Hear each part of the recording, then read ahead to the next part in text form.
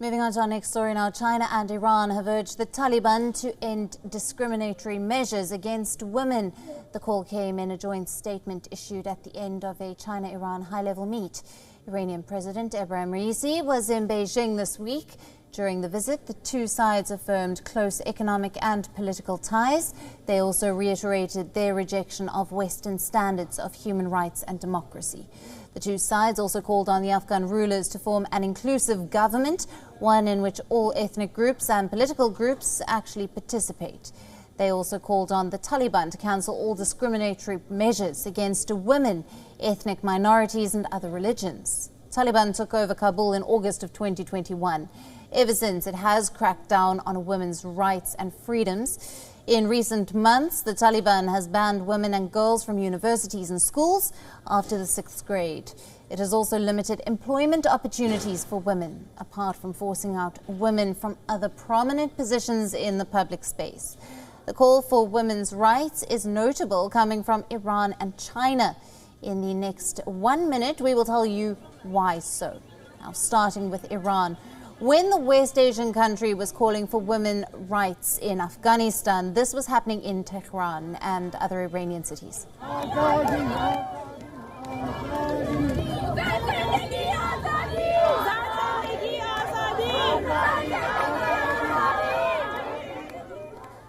Iran is witnessing massive protests for months now. Protesters are demanding more freedom for women in the country.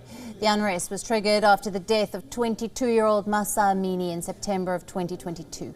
The young woman died in custody of Iran's morality police. She was indicted for not wearing her hijab properly.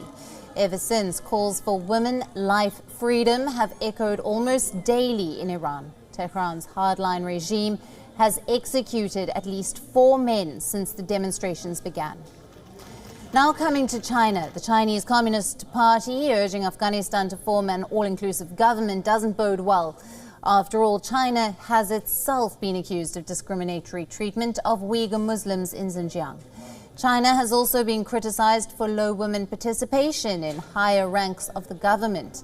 Given the situation of these countries at home, the two countries, China and Iran, urging the Taliban for inclusivity and women's rights seems like a case of the pot calling the kettle black.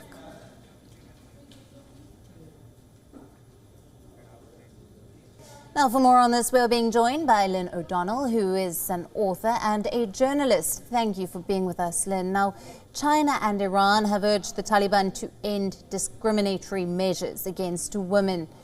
What do we make of their joint statement here? Well, I think that the word joint is the operative word there. The president of Iran has been in China. The two countries are trying to form a bloc against the West. As you said, they came out in their statement against what they call Western standards of human rights. The implication of that being that they can make it up as they go along. And in both countries, they very much do. As you said, China has been criticized very heavily by other countries in the world for its treatment of Muslim Uyghurs in the northwestern Xinjiang region. More than 1 million Uyghurs are said to be incarcerated in camps where they are subject to torture and sterilization and re-education. The aim of that is to wipe out Uyghur culture. They're a very distinct people from the Han Chinese, and the Chinese have already done this fairly successfully with ethnic Mongolians and ethnic Tibetans, both of which territories they took over decades ago.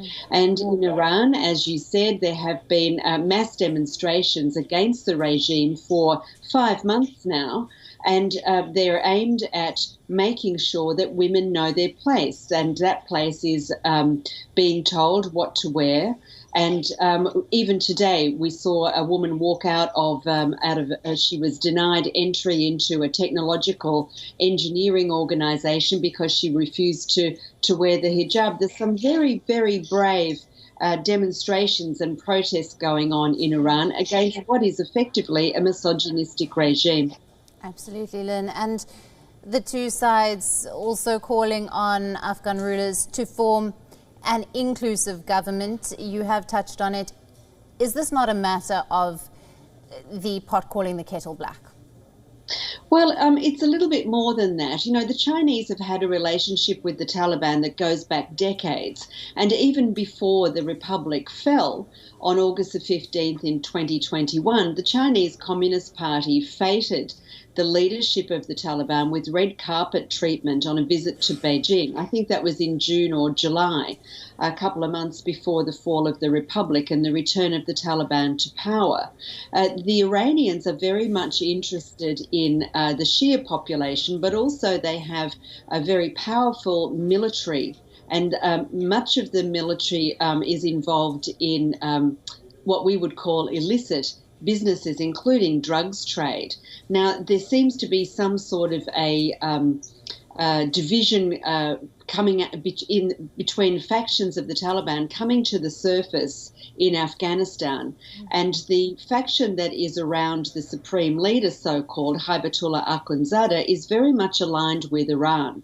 And so Iran's power in the region is also extending through Afghanistan, as is China's. And so this becomes a triangulation, if you like. China wants access to minerals. It wants to be able to put transport networks, its Belt and Road, through the territory of Afghanistan to get its manufactured goods to markets in Europe. And Iran wants to be able to continue to make money from the illicit trade that is centered around Hibatullah Akhundzada.